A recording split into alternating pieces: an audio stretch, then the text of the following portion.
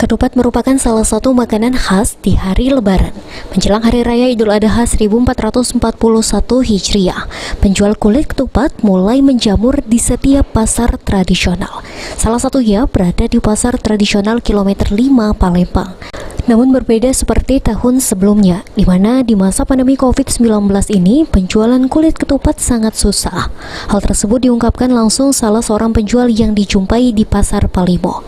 Dirinya mengeluhkan sepinya pembeli. Biasanya di hari menjelang Lebaran seperti ini sudah ratusan kulit ketupat yang ia jual.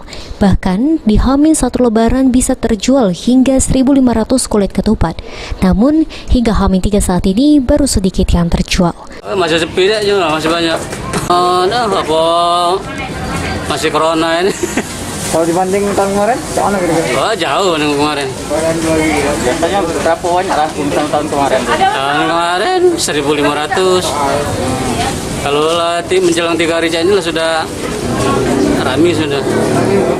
Ada 3 jenis bahan kulit ketupat yang ia jual, mulai dari bahan daun nipa, daun kelapa muda, dan daun pandan. Untuk harga ketupat daun nipa ia jual dengan harga Rp5.000 per ikatnya, dengan isi 10 kulit ketupat, daun kelapa muda Rp7.000 per ikat, dan daun pandan Rp15.000 per ikatnya. Heru Wahyudi, Paul TV.